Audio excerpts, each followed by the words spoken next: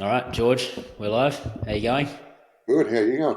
Yeah, good, good. Thanks for taking the time. So pest control. The first thing that comes to mind, it may not be about career choices and everything, but tell me, there's got to be a crazy story, right? Where you opened a door and you've seen all sorts of cockroaches, and you must have some crazy stories, right? There's a few out there with cockroaches. The worst one, and the only one that really sticks out in mind, is it was a commercial property in Padstow, and it was a pizza shop, which has since been shut down.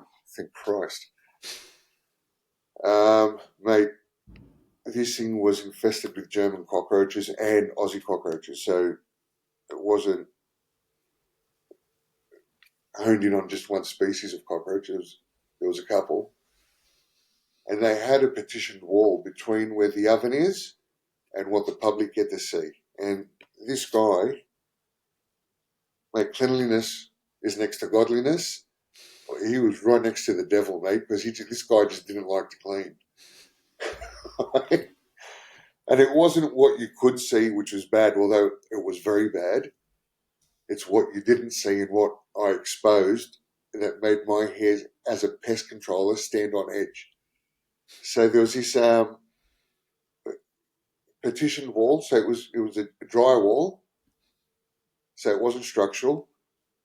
And he goes, "Oh, I've got this problem, I don't understand." And I said, "Mate, my words to him exact, because I use it quite often, is, mate, I'm good at what I do, but I'm not God.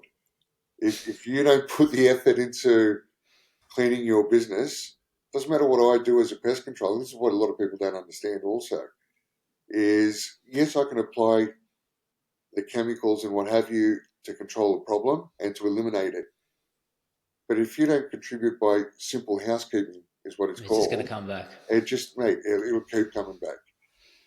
you know. So I noticed on this partitioned wall, on this drywall, that the wall was flexing, like there was movement in it. It was like it was breathing Oh, so they're inside the wall. inside the wall. Okay, I'm already getting the heebie-jeebies listening to this. Yeah, mate. This, I tell you what, I'm a big boy, and it made me jump. So what I did is I realised what was going on. I'm going, nah, surely I wear glasses, mate. So I'm thinking, is it my eyes? What's going on? So I drilled a core hole into the side of the wall, like the thickness of it, and I used a duster.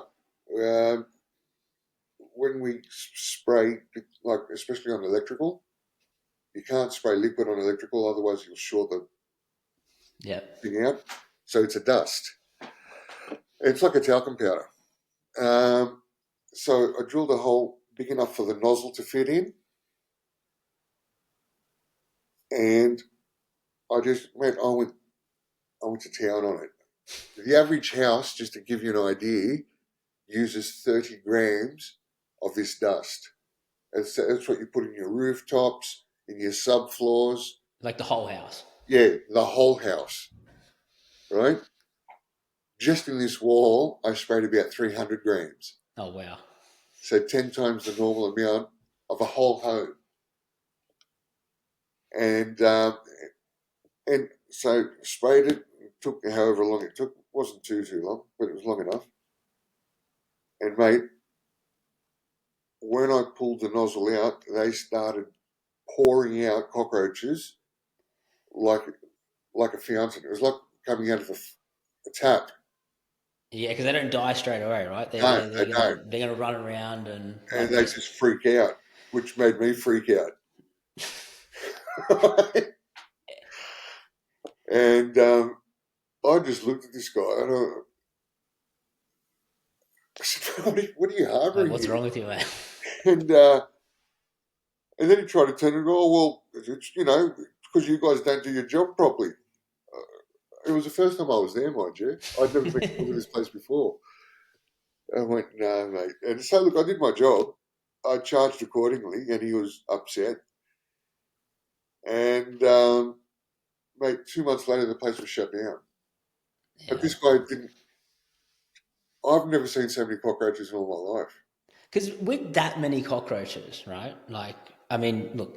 I don't think I could be in pest control because, that many cockroaches, I just run out of the house, right? I just, no, I'm not dealing with this. I You're out. can't deal with this.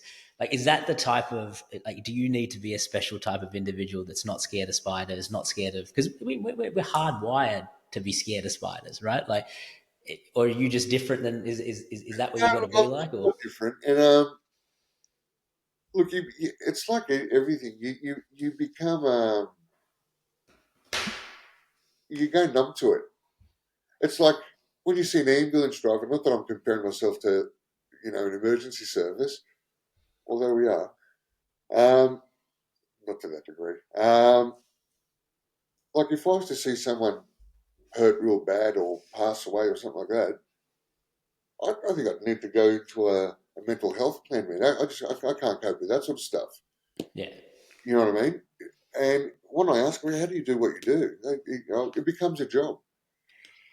So what's the word that I'm looking for? You just switch off to it. It is what it is. Because like, were you always like that, or you when you first started out, you're like, ah, man, like No, I don't know if I can do no. this. And I'll tell you a story, something about me anyway. Hmm. As a kid growing up, I was the biggest arachnophobe you've ever met. I'd fill my pants just looking at a spider, mate. And regardless of what breed it was, it could be a daddy long as I'd just stare at it and go, no. Just, but when I overcame my fear, and I've got no issue with them at all now. But one of the spiders were my pet hate. I think what oogers me out more than spiders are actually cockroaches. Even though they're not dangerous. They're not dangerous. It's just like, they're just cringeworthy. Yeah. Um, but again, not where I'll jump. It's just inside your head. You go, oh, you got to be kidding! Like, you know, unbelievable. So yeah, no, look, some people can't. I've seen that also. Or they'll crawl into space and there's cockroaches and things that dwell in the dark. And this is when I was managing at Flick. You'd see because Flick have got a high recruiting rate, and some people crawl into a roof void or a subfloor, and it's mate. They come out, mate. I'm going home. I'm not coming back. All right, thanks for coming.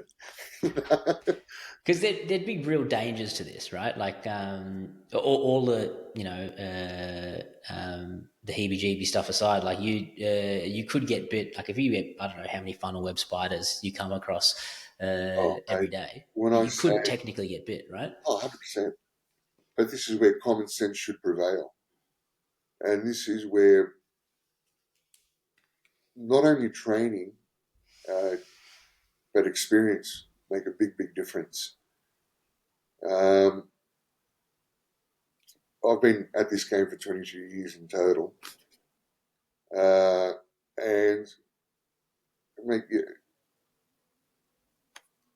common sense. It's mainly common sense and experience.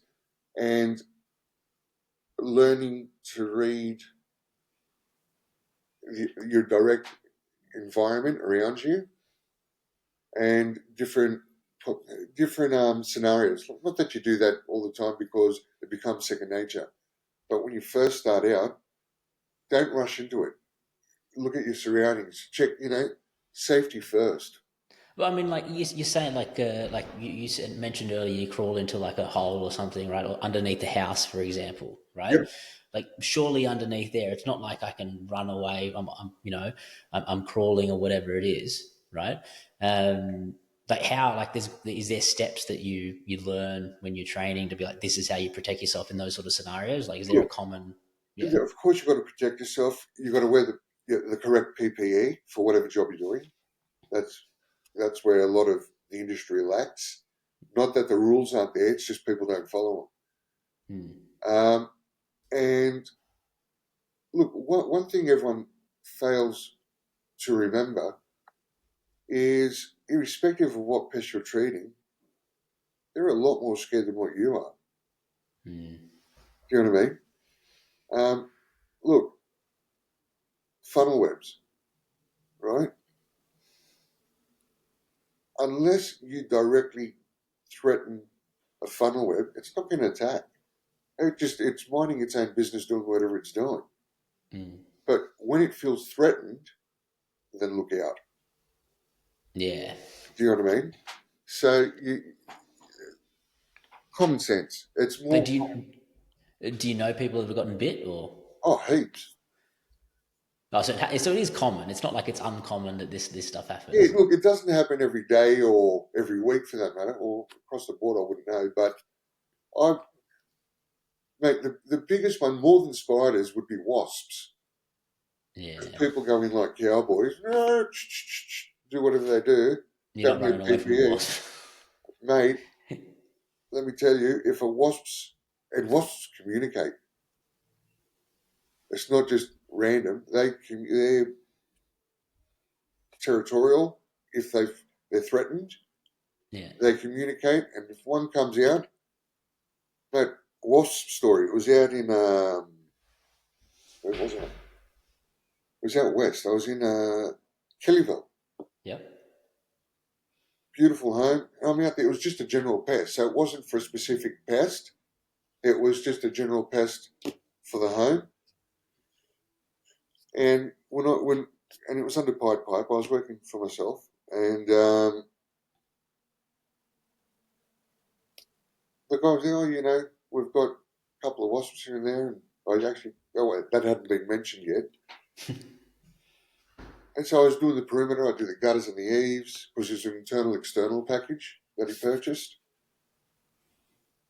and we also do the fence perimeter, right?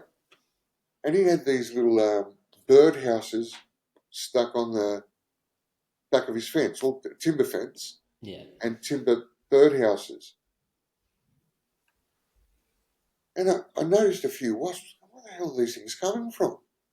So there was 8 bird houses right next to each other and across the width of the back part of the fence.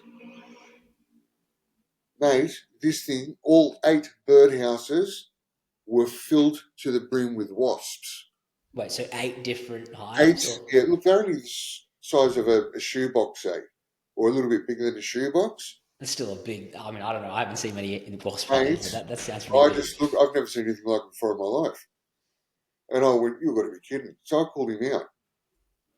I said, mate, because what he also, which is where I was a little bit shocked and surprised, both, this guy had young children. Mm. Like, so the swing set, so I spray the swing sets and all that stuff because spiders like to hide in that stuff too, right? Yeah. And some of the spray this was right next to the back fence, and that's when I noticed 1 or 2 wasps. And I thought, oh, must be wasps nearby. When I saw that, I called him out. I said, mate, and he commented, oh yeah, we've got some wasps. I said, some. I said, mate, you've got more wasps here than I've seen collectively in 3, 4 bloody suburbs. What are you talking about, some? And I said, these things don't die when they sting you. They just keep stinging. They can Mm. kill you. Anaphylactic shock. I said, you've got young children, mate. I said, that's quite dangerous.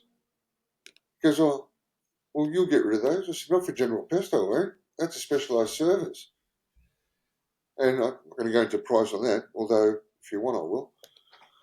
But what? So what do you got to do? Like, if I mean, there's there's a wasp, but special, for wasps, there's a knockdown wasp spray, right? Mhm. Called, they've changed the name of it recently, but it's called Jet Wasp Mhm. or Wasp Jet. This thing kills them on contact, as in instantly. Oh, is it like a spray? It's not It's a a powder. spray. This is a spray, Yeah, it's a right? spray. So what you get 2 meters distance. You get your little gun or whatever it is, and you just Mate, shoot it them. comes in an aerosol can, Yeah. and when I saw the amount of wasps, I actually went and put my headgear on because I thought I'm not Yeah. taking a chance. Because if there's 8 of them and you aim at one, what happens to the next one? And they figure out and they're coming Oh, at and you. like I said, these things communicate, Yeah. Wow. right? So I went in. I had two. These things are big cans, right? And they shoot out like fire hydrants, and can in each hand. And I went hell high water. I just went. I said, if I get bitten, just keep going, George. Don't Like a show. Quentin Tarantino movie, Oh, huh? mate, it was. It was like a wild western. And mate, it took me about 20 minutes to control the situation, where they all fell down dead. And like I said, I've never seen that amount of wasps in such a concentrated small area, and that made my hair stand up. Yeah, I mean, I don't think it'd make anyone's hair stand up. But so we've got what we've spoken about: wasps, funnel web Spiders, spiders, cockroaches. What's the breakdown? Like when, sure, these are the crazy stories, right? But day, day to day. is it Look, main? in honest truth, man, unless people have poor housekeeping skills, and they are out there. Don't get me wrong, Mm, but it's not as common as people would think. Um, so, look, with a general pest, for example, I'll say about 75% of the time with general pest, you don't really get to see anything. You go in, you do your treatment, and you leave, yeah, right? Because what you put, the residual spray that you put down, works over, say, a week's period. In 3 4 days, everything should be eliminated. But cockroaches, for example, they're mainly nocturnal. Not that it's proven that they're nocturnal, but they're heightened activity in the dark, right? So it's like when you get up to get a drink of water in the middle of the night, you turn your light that's and you see usually them when you all see a scatter, cockroach. Yeah. So if you're good at what you do, you find where they're harbouring, you treat it, and mate, in 3 or 4 days they'll be dead. So it's not like problems where the jobs that you do are mainly like preventative, where people are like, I don't know if I have bugs, but I just need to get my yearly bug spray done or my monthly That's bug a spray lot of the done. work is like that, actually. So it's not like, oh, we've got this problem, we've got these bugs here, or we've got this problem. I need you to fix No, this. there's a lot of that also. But again, when you're treating for the pest that's specific to that property or for what you've been called out, rodents or cockroaches or what have you, it's not an instant elimination. And this is where people generally realise that anyway. Um, know your surroundings. Look at your surroundings. Look with rodents, which is another specialty we've got. We specialise in termites and in rodents. General pest, mate. Unfortunately, people get licenses from Weet-Bix boxes too, and that's from the multinational companies that get someone in who's never done pest control before, and in 3 months they're licensed and licensed for doom. You know, but when you've been doing it for a long time and you've got pride in what you do, Mm. you read each environment for what it is and you treat it accordingly. For rodents, for example, I was just saying, why are there rodents? What's going on around? What's the environment? You know, is it a common problem that they've got? Is it a one-off? Is it to do with housekeeping or pets? Because bird aviaries attract rodents, Yeah, right. right? Is a house next door or a couple of doors down been demolished and rebuilt? Because when you excavate, it brings on the rodents. It doesn't bring them on; it just releases them Mm. from where they were, and so you treat it accordingly. That's a specific service. Do you know what I mean? It doesn't fall under general pest. So what animals then fit under general pest, right? Because Look, obviously, all your cockroaches, your spiders, all your creepy crawlies and flying insects, pretty much. Termites are a separate thing because that's a specialty service which general pests aren't allowed to touch Yeah. unless they're licensed, of course. And then rodents, birds, that sort of thing. And That's yeah, rodents, birds. I also do snakes. hmm Um, I don't do birds too much because I'm not the most agile bloke in the world. No, it's not that. I've got my guy Les who works with me. He's phenomenal at birds, mate. He's been doing it for years, and I do know how to do it, but he's so much better at it than me. And mate, that's his domain. so it's every. It's not like as pest controllers as catch-all. We do everything. All of the companies that someone would work for or someone would engage with, they all usually have their niches, right? Where they go, oh, we deal with termites, or we deal with just general pest, or we deal with birds, snakes. I don't know. Look, even in the multinational companies, like Flick, for example, um, they do everything. They don't do snakes at all. Okay. They um, source that out stupidly, but it is what it is. Um, but they've got people who look where Flick is. What Flick is known for is purchasing a smaller company who've got a specialty and are very good at what they do, take it over. 9 times out of 10, not all the time, they'll keep the same staff on that were in that business, if the staff decide to stick around, that is, Hmm. and they continue on as if it's not been taken over. The only thing that changes is the name eventually, not straight away. That's after 12 months of them consuming the company. And they'll continue doing their specialty, which is like whether it's birds or whatever. Do you know what I mean? Um, so back to the question, I suppose. They don't use if it's a bird job. Hmm. They've got this small group of people go, okay, there's a bird job over here, you go and do it because they won't entrust it to someone who's never done it before. So is it like when you say someone's never done it before, is this just a whole experience thing, or is it like Oh, you need to get an absolutely. accreditation for this, accreditation for Look at this? predicate. You're not allowed to do birds unless you get the bird No, accreditation. you are allowed to do birds, but if you've never done birds before, Mm. there's look like everything. It doesn't matter what game you're in. If you've got to know how to approach the problem to fix it, and if you don't know, like for example, you get a lot of birds in commercial garages or docks. More to the point, you've got to assess the situation and say, okay, why are they coming? Where are they coming in from? You've got to eliminate the problem. Obviously, try to put your bird spikes up and all preventative stuff, but you've got to have the manager or the owner or whatever the property is and say, guys, the reason you've got the problem you've got is because of X, Y, and Z. There's a hole in the wall over here, it needs to be patched. So I'll still go ahead and do all the work, but if they don't fix the origin of the problem, Mm.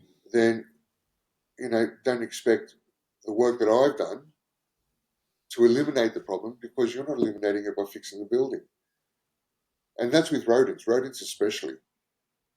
When I assess and do a rodent job, I look for all entry points. Where are they coming in from? Where's there a defect in this building where it's an awning in the gutter, like the eaves, Mm. or a hole in the roof, or there's so many different variables, but you go through all of them and you say, right, you've got X, Y, and Z. This needs to be blocked. I'll do what I need to do now, but unless you block this, you're going to have recurring problems.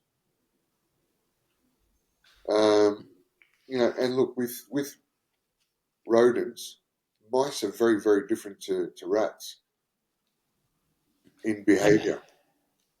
Interesting. I wouldn't have expected that. Oh, mate, they're chalk and cheese. Mice are curious, like cats, and that's why you see so many mice getting killed. As we're with rats, rats are neophobic. So if you've put something new in the environment of the rat, it looks at it and says, "Get stuffed. I'm not touching that. I've never seen it before." Yeah. So So you that get all they're a this. lot smarter than mice, or Oh, mate, and the hierarchy within the rat colony is they don't take shit. Let me tell you, they the lowest in ranking goes to they'll send the lowest ranking rats to go and explore the new thing in their environment, and this yeah, is within right. 2 weeks, right? So, well, mate, you've put a rat station up and nothing's happened in 2 weeks. That's because they're neophobic. That's their behaviour. That's normal.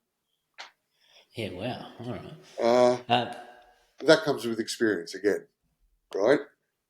So, and if nothing happens to the rat that's been pushed towards exploring this new item, and it comes back all right, that's all right.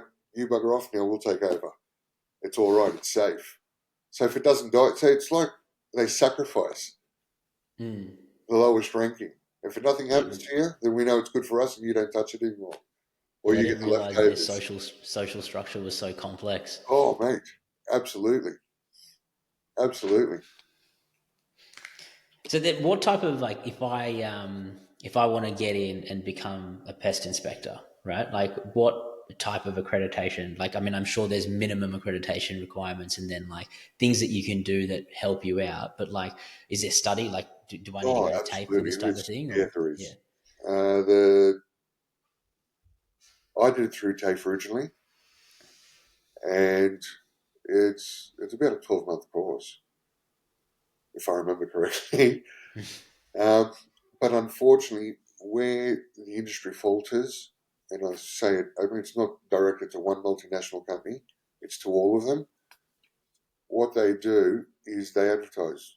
And just look at the adverts for Flick. I use Flick not because I'm picking on them, but I'm very familiar with their infrastructure because I was with them for quite a while, right? so that's where you started out, or I didn't start out with them. I started with an independent business 22 years ago, and he he was a fantastic pest controller. He was, if I can use the word mentor, this guy was super good.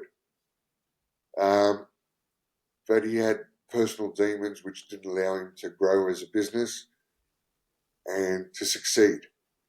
He's still in the game today, and but he's very selective. And look, he gets by, but he could have been so much more than what he is.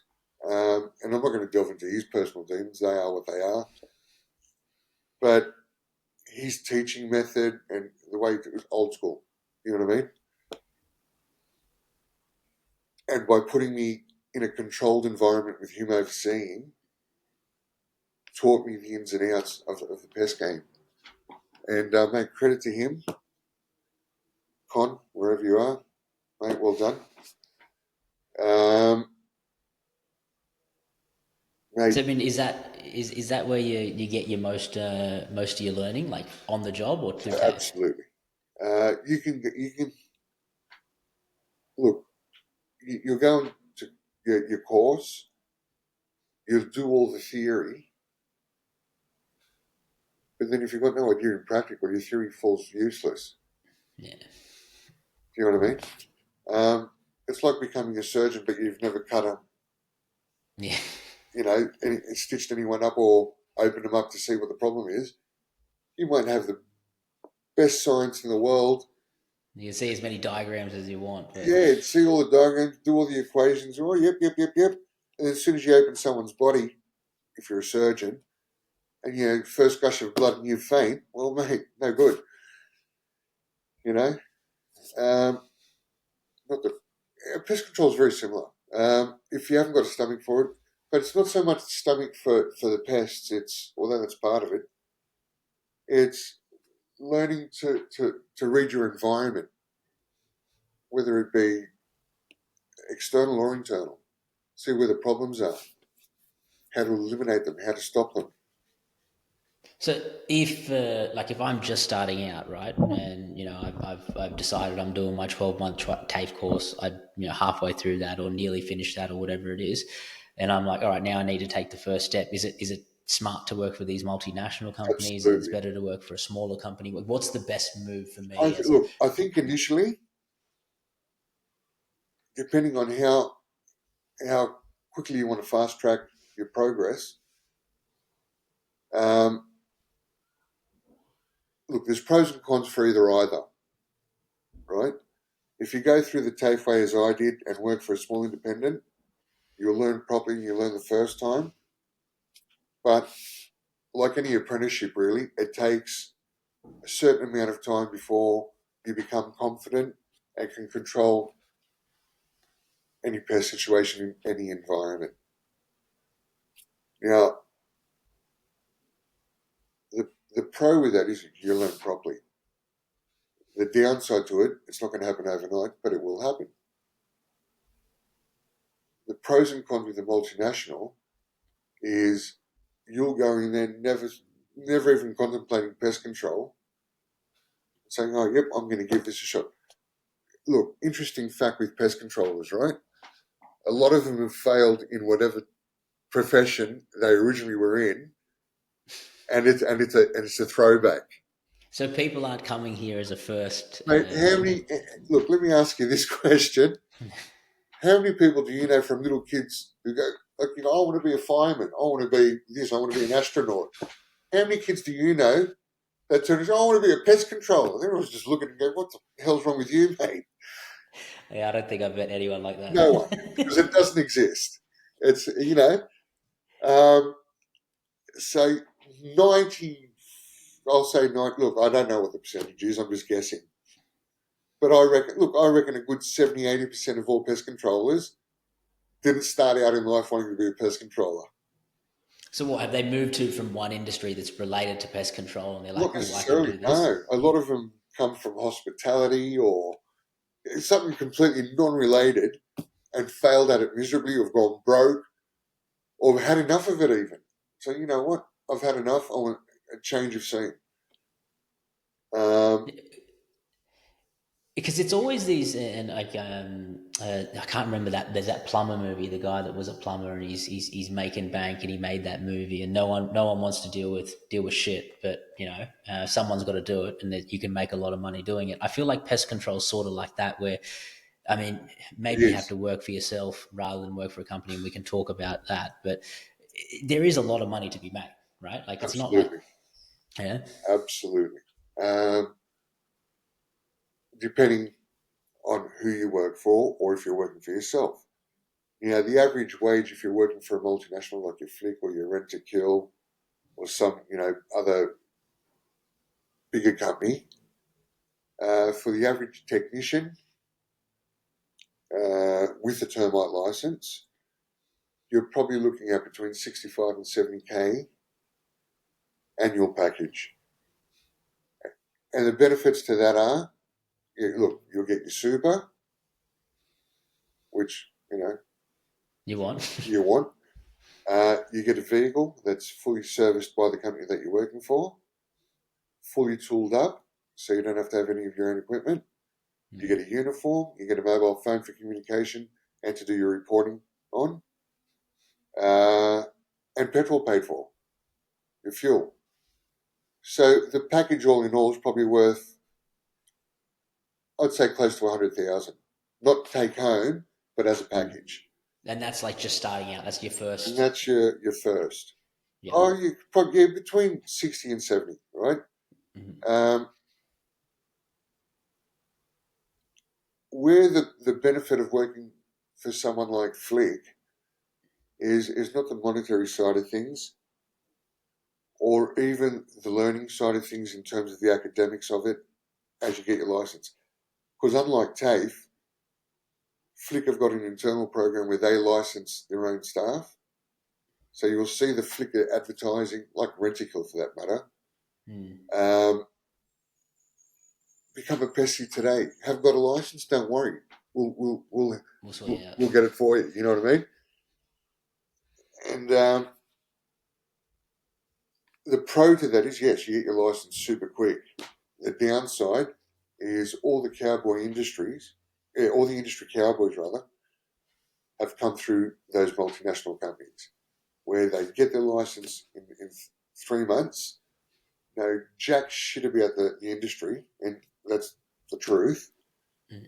And what Flick do, once they've licensed their staff, there's no, okay, go out with him and get a feel for it or what.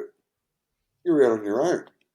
So you're this person, poor bastard, that's just acquired a license, and they're throwing you on a full schedule.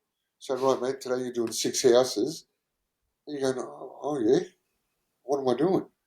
There's no guidance. There's no direction. It's, in my opinion, highly mismanaged. So is that the best way to learn then? Like if you're starting out, or is it Look, just get the license and then figure it out after that? I think the best way to learn is the way that I did it, like long term, Mm. right, over a period of time. So by the time you get your license, you've got half an idea.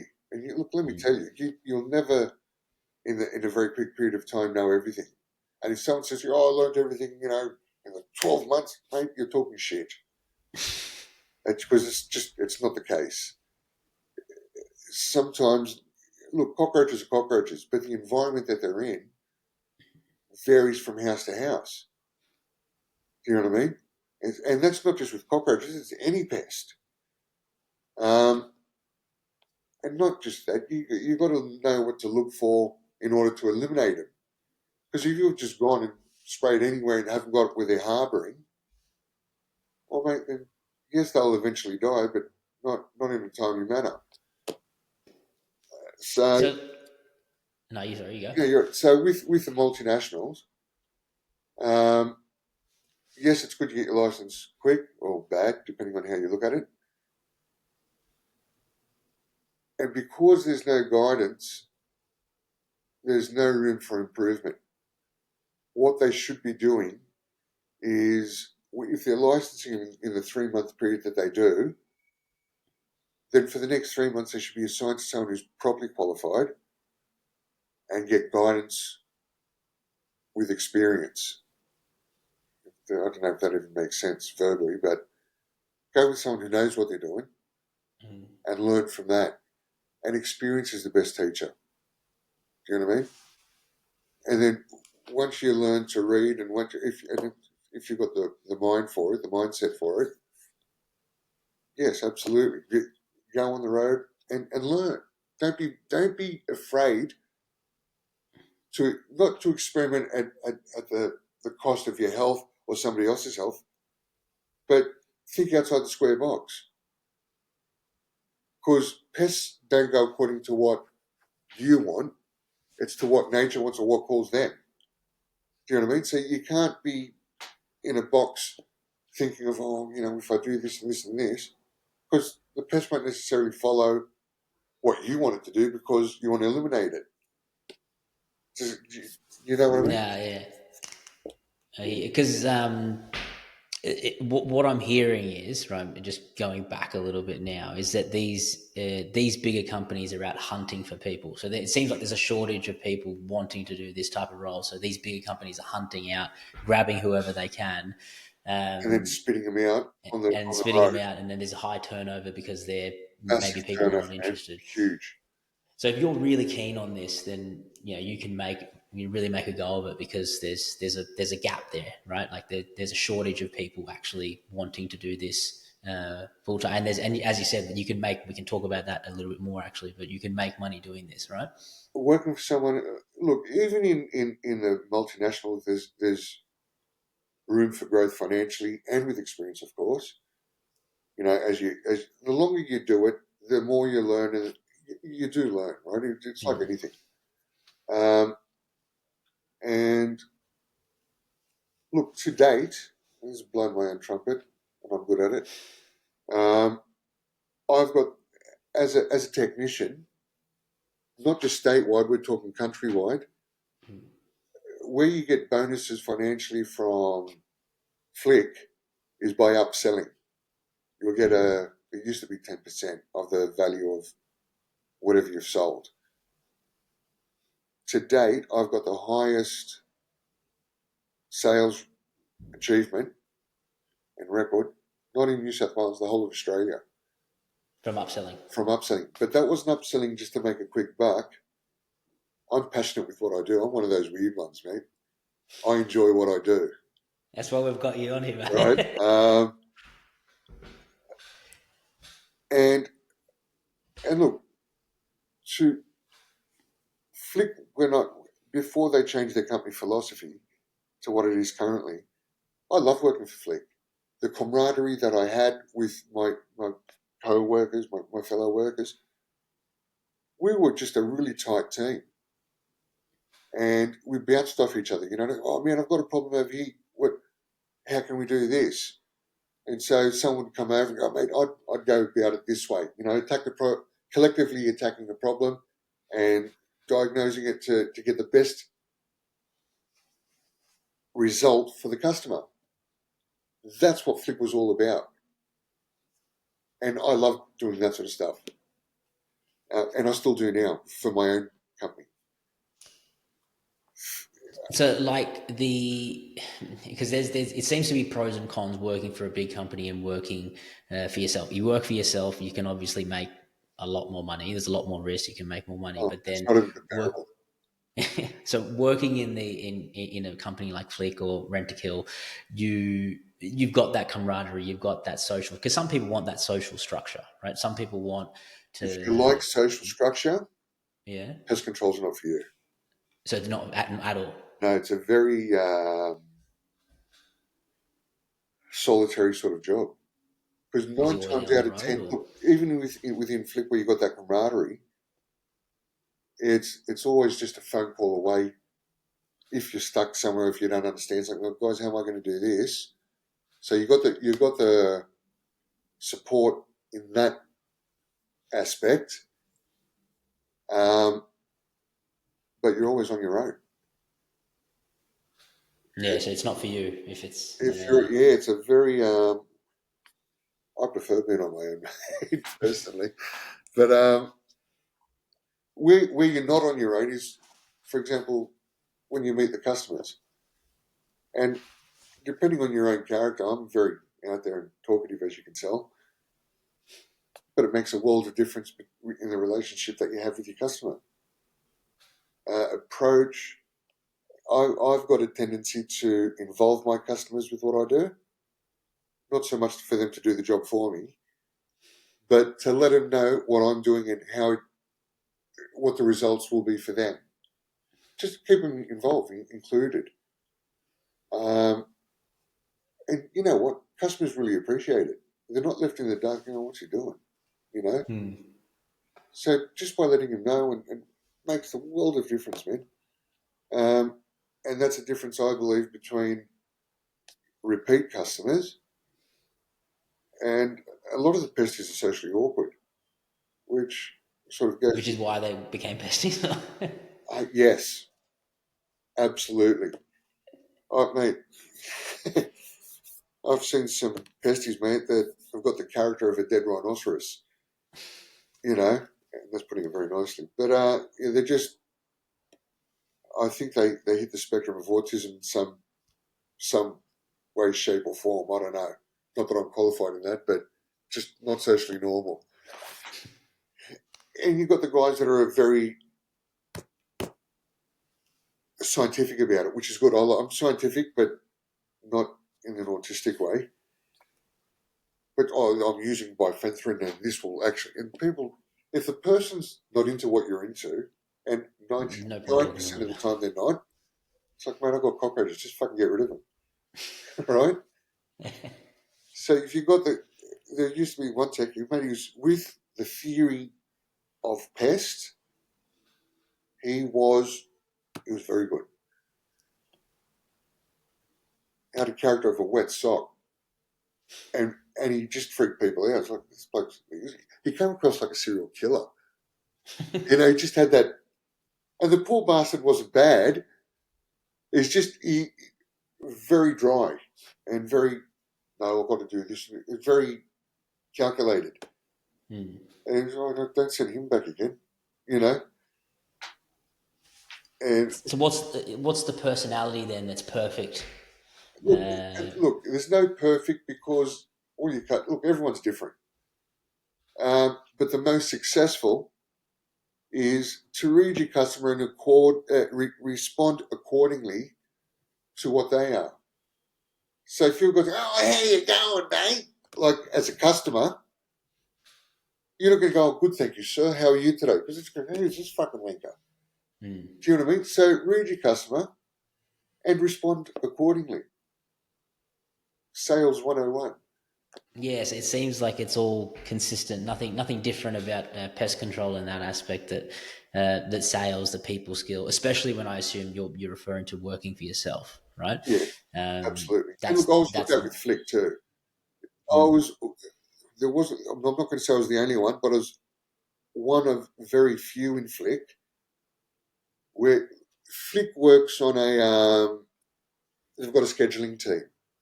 And so the customers that we get every morning on our schedule list aren't repeat, they're repeat customers to Flick the company, but not to the technician. So the technician will get sent out randomly, right? When the customers experienced George from Flick,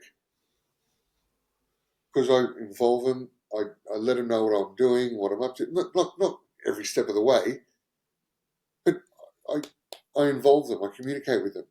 How you going? I'm just going to do this, this, and this. Oh, okay, thank you. And then I'll ask, oh, what's this going to do? And you give them what the result is and how, you know what I mean? So they'll then call the company, and not me knowing, this is behind my back, and say, I want this guy to come back and service our property from now on because for the first time in our history with your company, this is the first technician that's given a shit. mm. You know, care, and put effort into what you do. Do the very best you can for the person. It's a paid service. You know, Yeah, because those sort of qualities are. I mean, you can hide in a big, and this is with any industry. You can hide in a business and just do your job, and you'll get away just fine. But if you're going to go out on your own, nowhere those to hide. customer service qualities, sales qualities, those are paramount. Because we've touched on it, but we haven't actually put a number on it. Like if you're working for yourself. Compared to working, you're starting out, you're making 60 to 70, right? You've got to start somewhere, Absolutely. right? If you've been doing this 15, 20 years and you're, working on your own and you've got a really good operation, like realistically, what's the upper limit of what you can make? As a one man show or as a small team? Not both. Well, look, as a one man show, I'm not that. I've got a very small team, but a very good team.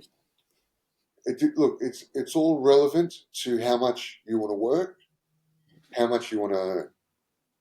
Now, $250,000 isn't big. Mm.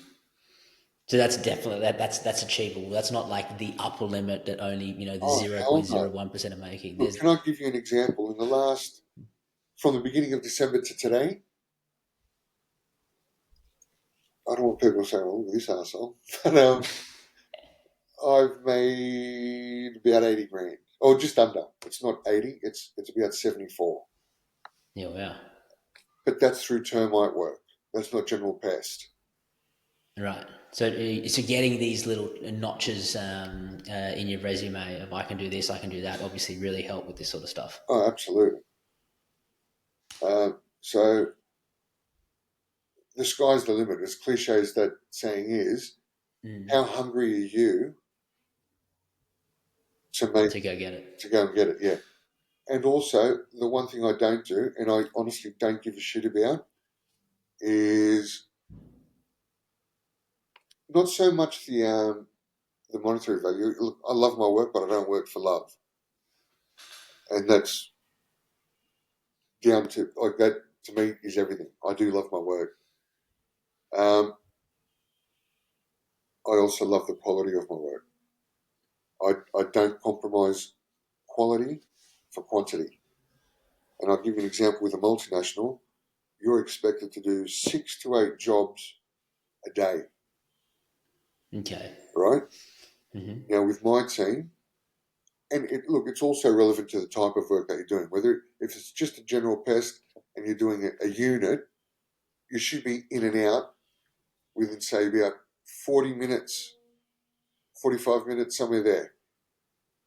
Well, with the multinationals, they'll send you to a house, a 3-bedroom house, and they'll want you in and out within an hour. Yeah, so doing 6 to 8 jobs a day, that's like literally 8 hours working time, not accounting for travel, lunchtime, none of Lunch, there's no such thing as lunch, mate. that. And then sometimes with the chemicals that you're touching or the environment that you've been in, look, obviously you've got to wash, but if you've had something gross, the last thing you think about is lunch. If there's an odour associated to it, I mean. Fair. But in saying that, look, quite comfortably, if you're a one-man show and if you know what you're doing, if you can make 100,000 quite easily. And when I say easily, if it depends on how much you want to work. So, for example, with Flick, you're doing 6 to 8 jobs a day. With us, we will do no more than 3 jobs a day, tops 4. But usually it's 3. Because if we're doing a termite job, for example, mate, we'll spend 2 of us or 3 of us where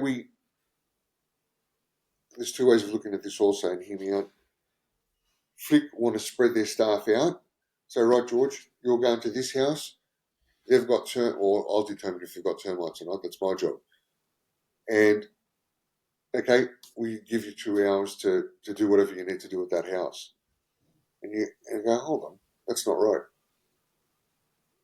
You need to evaluate, like you've got to find your lead in with termites, the tubing, the flak. Determine what damage they've done. Look, this is all crucial stuff. And especially with termites, mate, they can compromise structural integrity. So there's a huge responsibility. Flick being Flick and a multinational, they've got deep pockets, obviously. So if they make a mistake, and They can just pay to fix it. they just pay to fix it. But the bloke who's the technician will get the trouble for it, but they've forced the problem onto the technician by hurrying him up. So I'll go and I'll do, I don't know, you've seen our website already. We've got packages with monetary value. They're a fixed price. So we've got a timber pest inspection package with general, internal, external for an X amount of dollars. Mate, that'll take me 2.5 to 3 hours to do that whole job. And depending on the size of the house also, so um, we've got a flat price, right? So if you've got a mansion, well, mate, good luck to you. You've got us. It's about finding not just the problem, but trying to solve it within your inspection. So if you get the job for treating it, because you've discovered the problem, doesn't necessarily mean you're going to be the one that's treating it, right? So, and then you do your detailed report and you give it to the customer. Our detailed reports are about 20 pages. Where am I going with this? So, what I'm saying is, I'll use 2 or 3 of my team when we did a house 2 days ago, like I said, and we all spent a whole day there, but the job's done. from beginning to very end. So yes, as a business, I've lost The by time to go the and time to opportunity cost of do six, other seven jobs, other jobs. but I've done an $8,500 job and I've finished it in one day. So that's pretty good coin. That's for one job. That's average. But there's also expenses, right? This is with any business. Oh, of course. Everyone always looks at the money coming in. No one looks at the money coming out, No, right? exactly. What are the biggest expenses? Like if you're doing it yourself, obviously you work for the big folk. You work for a big multinational. You're not going to have to spend money on anything. They're doing that all for you. You're just getting Chemicals. your package, right? Your chemicals cost a bomb. Chemicals cost the Oh, most. absolutely. Chemicals, tools. People forget the tools. Mm. And I mean, even pesties who work for Flip, oh, look at this bastard, he's making X, Y, and Z. Well, hold on, mate. My money that I've put into this, like just one drill, cost me about $3,300. Oh, is this a drill? Is this a regular drill or is It's a this a core drill. special? It's a core drill. So to drill into concrete. So if you're doing a termite barrier, you've got your soil and your soft ground. So that's an auger. That's a different tool again. That's a manual tool. Yeah, you can drill it out, but we do it manually for Mm. accuracy. You pull the soil out, it's so deep, it's 200 deep or whatever it is, 250, and you put your in-ground station and it's flush to the lawn or to the soft ground. Inside that is you've got your active poison for termites. Mm. So what happens when you've got stairs that are concrete and a side path? Like each house is different too. Like the one that we did, the peak of the roof for the house was at street level. It was a huge decline. Mm. Do you know what I mean? Yeah. So a lot of that was just concrete. Well, how are you going to drill into concrete and put in ground stations? So you need the tools to do it. One drill bit costs $300 odd. The core drill, not just the bit. Mm. Uh, so there's a huge outlay in tools, proper tools. The tools is upfront though, right? You buy the tools, you hold on to them, you got them for life, or are these things wearing out Oh, mate, of over course a they wear out. year? The Or more you look, obviously there's a service involved with upkeeping your tools, um, and look, again, with every trade, I'm not just saying for pests, but you can either buy cheap tools and you're forever replacing, and that ends up costing you so much more, or you buy the best to begin with and keep it for a lifetime or close to. I've gone the latter. Buy the best, and it's just like the chemicals. mm. You've got your cheap shit chemicals that, mate, I wouldn't even look at. They don't do anything, right? And they're a fraction of the price of the proper chemicals you use for pest. And so you get people calling, well, how much do you charge? And I'll say an X amount. And look, I'm not the cheapest by far, but I'm definitely not the most expensive. I'm about mid, top half, Yep. right? So, for example, internal external package of just general pest for a house, we charge $330 including GST, right? Mm. Now, depending on the customer, because that's all it depends on really, and depending their ethnicity, because not that I'm a racist, and I've said this to you before, ethnicity groups, their cultures work very different to what ours does. You And can't I had, ignore ethnicity in business as much as you want to. You can't. you can't, mate, and it's true. Um, so he goes, I'm not going to mimic their accent or what race it is. I got a phone call just yesterday. I've got a unit. I've got German cockroach issue, and he had a thick accent. I go, oh yeah, and he goes, oh, how much will you charge me? I said, how many bedroom in your unit? He goes, two. I said, that's $180 including GST. And the sound of shock, what? I said, $180. He goes, but I can get someone in for 99. I said, good, go get him then. It's not going to work. It's not going to work. And Because what is that? Chemicals? Is that are they cheaping out on chemical, labor or they're and look, cheaping on these are chemicals? the cowboys. This is what's known as the industry cowboys, right? I don't want to slander. There's a few adverts on Marketplace, and mate, look it up and advertise it if you want. Advertise it as and expose it. There's this guy who is clueless. Right? He's obviously gone into Flick or Rent-A-Kill or one of these multinational companies, acquired his license, and he's got no fucking idea. He's outside a building. When you do electrical stuff, right, irrespective of where it is, you use a powder as not to short circuit. And this guy's in an outside a house or a building, and you have the electrical boxes that open, Mm. and he's there in full hazmat suit, like you'd think he was in a radioactive environment. The way he's just PPE'd up. He's got the big red gloves on. He's got a complete suit on. He's got his goggles on. He's got a mask on. So he looks the part. He Oh, looks mate, the he looks part. like he's coming out of a fucking space movie. Right? And what's he holding? A little handheld puffer, which doesn't require PPE, apart from a mask, not the respiratory mask, like just your face cover. That's all show. All show. So I actually commented to him and said, mate, thank you for showing that you've got no idea. And then by his response, I could tell he didn't speak English very well. And it's a lot of people who came, they're weekend warriors, mate. And a lot of them, they're Uber drivers, they're this, they're that.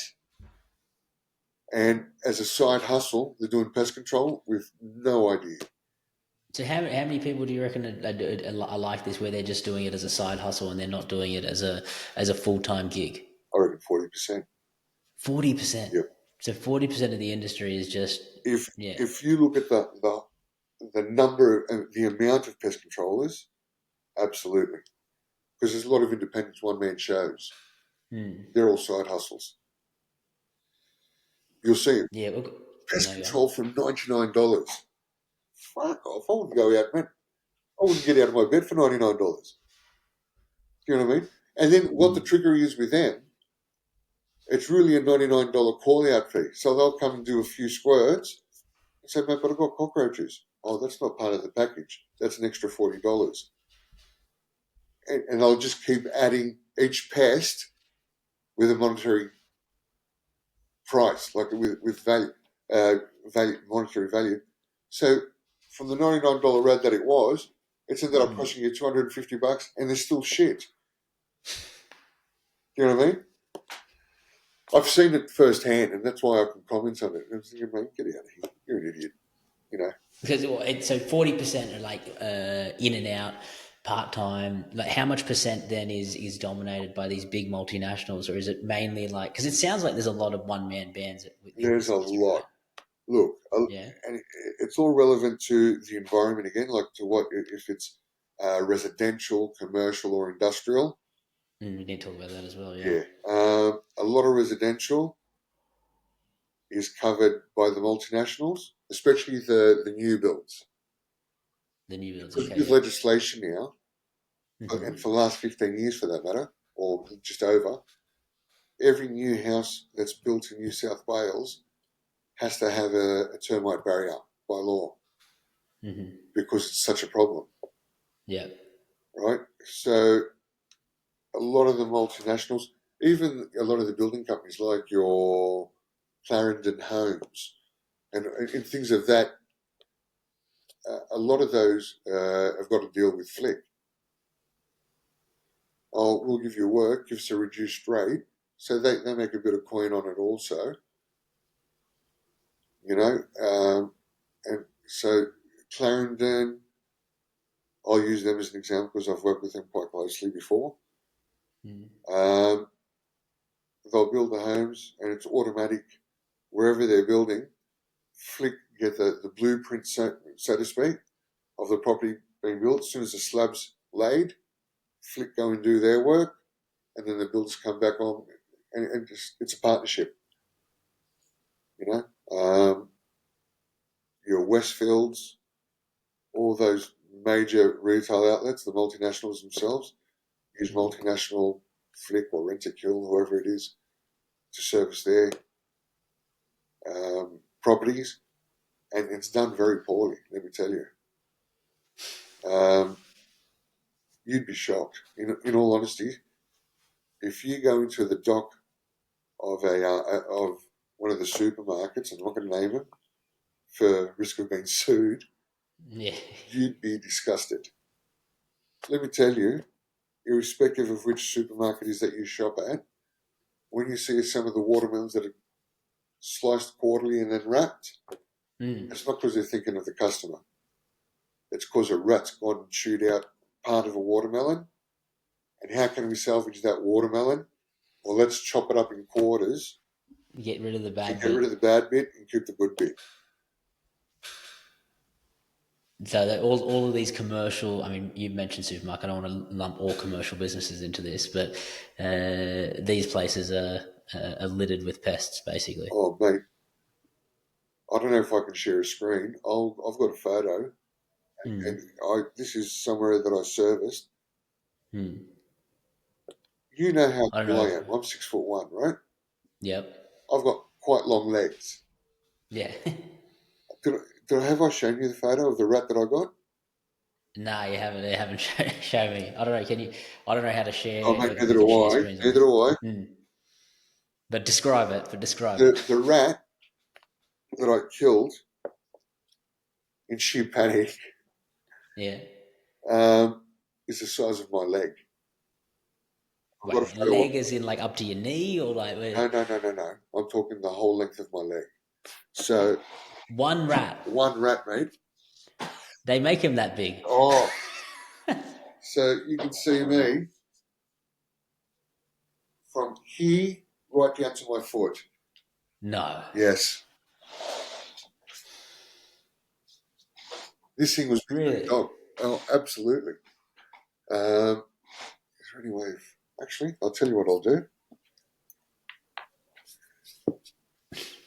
Pull it up on your I'm phone. going to pull it up on my phone, mate, and I will share it with you. This thing was ginormous. The king of rats is what it was called, what we called it. Photos, photos, photos. So, yeah. And it attacked me.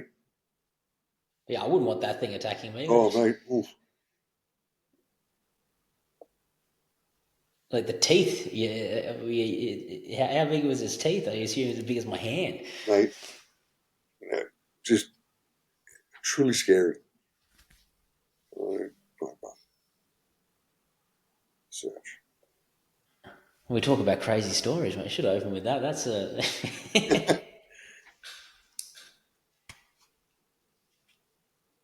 There it is.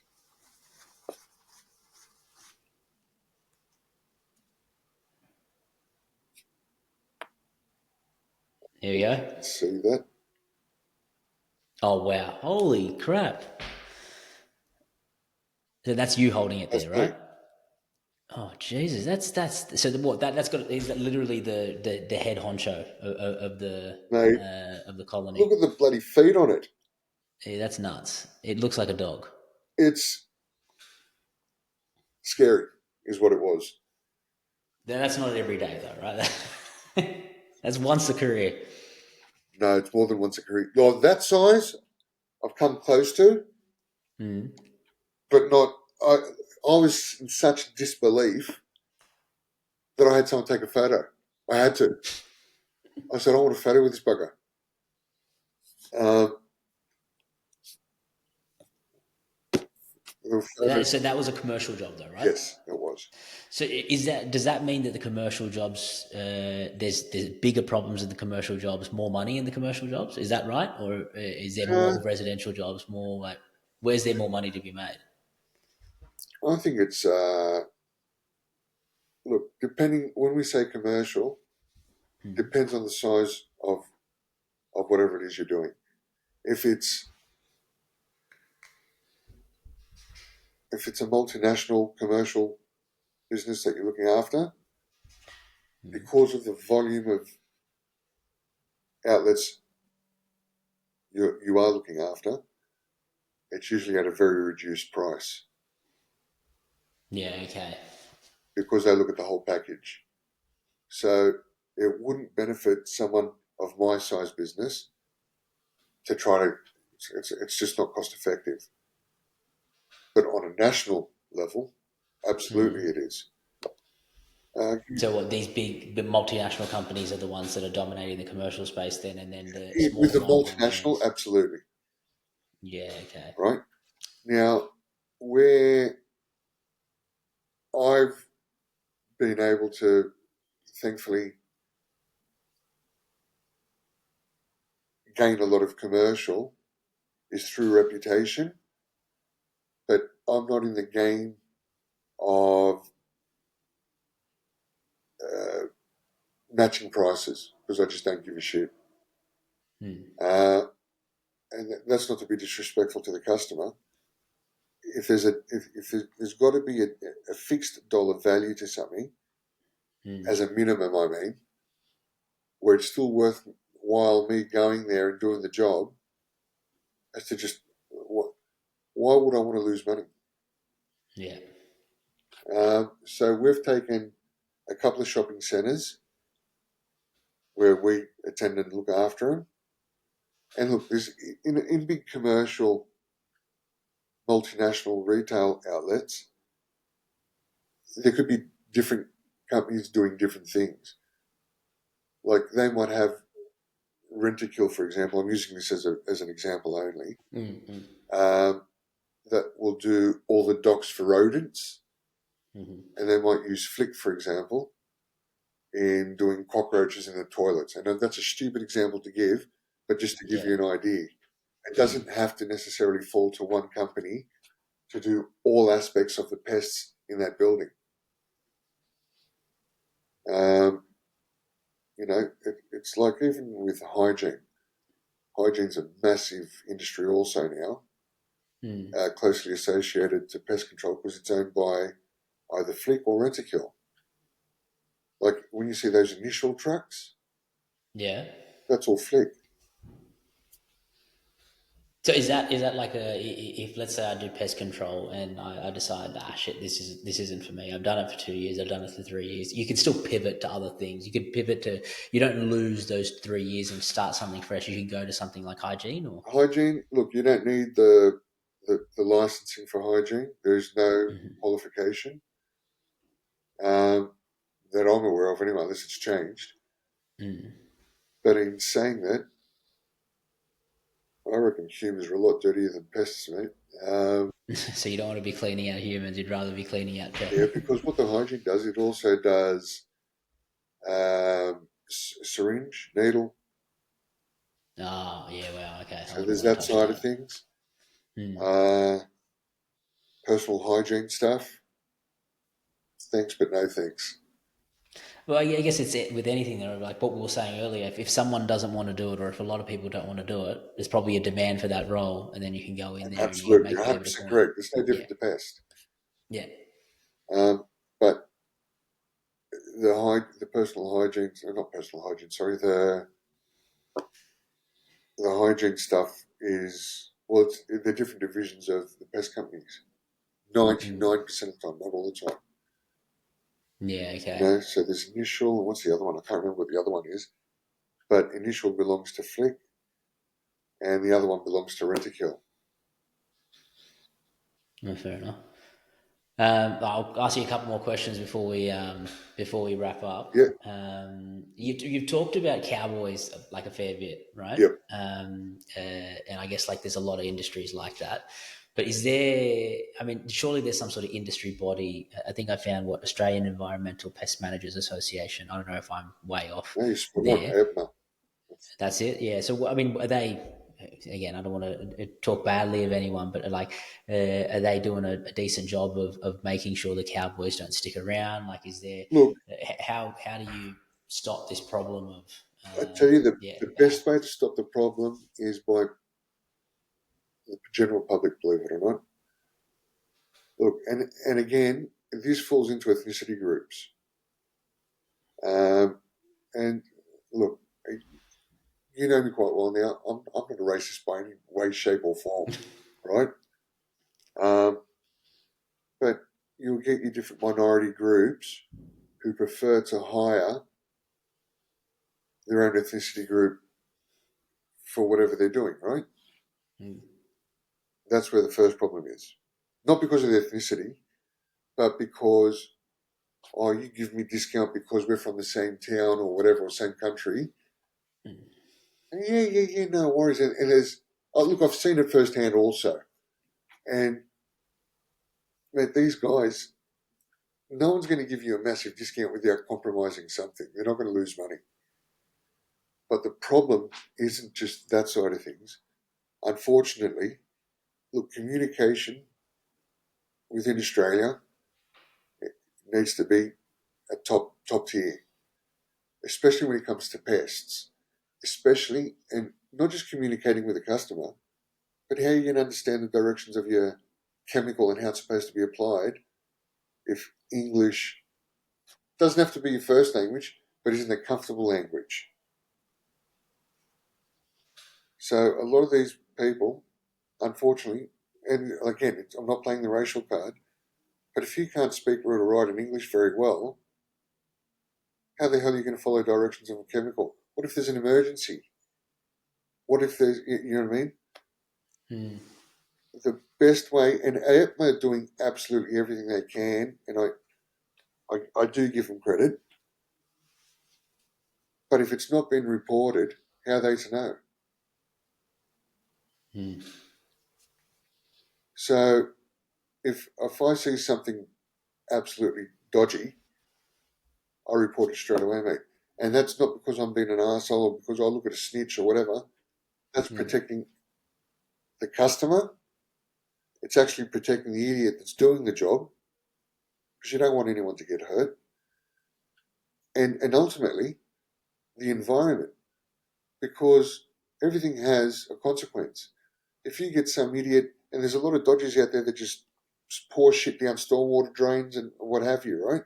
so this is the so that's an example of where like people is it like disposing of stuff the way they Oh, shouldn't because yes, it'll have a negative absolutely. effect. This is the type of stuff you're That's talking the about. shit that we're talking about. That's just, I find unacceptable. Uh, and look, thank Christ I really haven't come across it in all my years. Um, and I hope I don't because, look, I've reported stupid things where I can see, mate, if they're doing this already, then you can sort of force it, again, common sense jumps in. And I go, nah, they've got to be reported. Not so much for them to lose their license, but to be educated and to instill the fear of God in them. That they Mm, can't do whatever they want without some repercussion.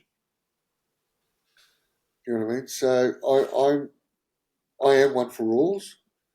I am definitely one for standards that need to be adhered by, and you use the Australian standards as a minimum because the Australian standards aren't that strict. mm, Do you know what I mean? So if you find as a pestie, for example, because that's what we're talking about, that I'm not going to go do X, Y, and Z, fuck Australian standards. Mate, you shouldn't be in the game, full stop, because you're endangering everyone, yeah. including yourself. You know, yeah.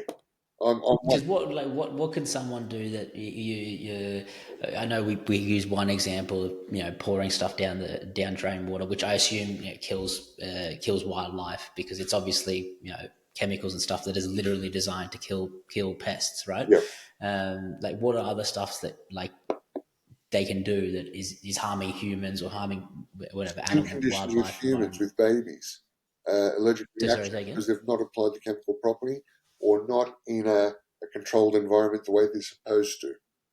Hmm. Um, you know how many pets I've come across that have died or been severely hurt Because what, they've sprayed the because of pet the large, accidentally, yep, or? your cats, your dogs, especially parrot, like birds Mm. and fish. I recently did, I'm talking like a couple of weeks ago, lovely lady, one of the minority ethnicity groups who changed her ways. She had koi, like I'm talking koi, in a pond in her back, right? Her and Yeah. her husband absolutely love him. She had employed previously, she told me openly, um, one of her own ethnicity groups trying to keep everything culturally, I don't know, how do you word that without offending someone? But she hired her own kind. She wanted to hire within. She hired within, yes, to keep it with their own community. And she unfortunately found out the hard way what saving money and standards does by compromising standards and trying to save money. Because that's part of. She was Asian. I'm not going to say what part of Asia, but she's Asian. That's culturally acceptable for them, Mm. right? They're known to do that to each other, and I know that firsthand also. Um, it's part of it's an acceptable behaviour within the culture. So yeah, they barter, they do whatever, but this bloke had no idea, and so he got overspray of the chemical in the pond, and mate, I think it was within 4 or 6 hours. She told me all the fish were floating upside down, and we're talking these fish are bloody expensive. When she Mm. called him back, well, it's got nothing to do with me. He washed his hands of it, um, and that's the price she paid.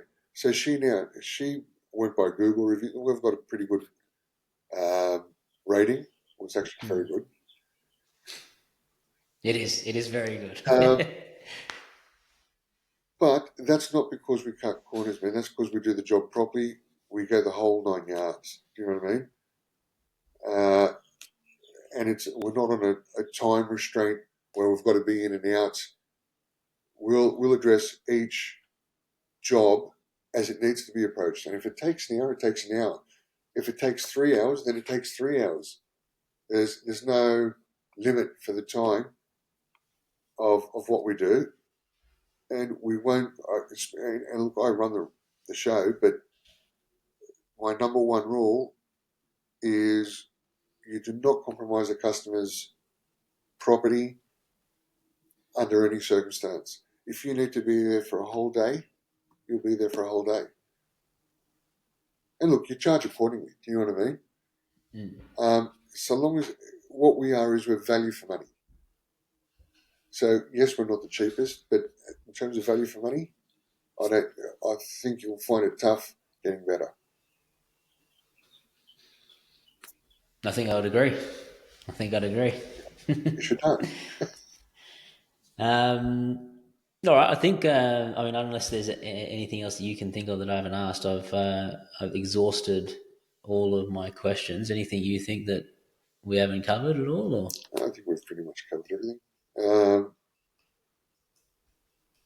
Look, just to everyone who's looking at it, if you want to go into pest control, don't do it for money. Don't do it for money. No, there's a lot of money in it, but don't let money be your primary drive, although it helps. Do you know what I mean? You got to want to do it to. You want to help. You. It's not even hospitality. What is it? It's when you want to do good for people. They've got a problem. When You you want want to to, solve the problem. you want to help people out, Just help basically. people. I love people, man. I'm a people person. Um, Not all of them are nice, and I'm not everybody's cup of tea either. So do it for the right reasons is what I'm trying to get at, really. And if you do the job properly, you'll make a shitload of money.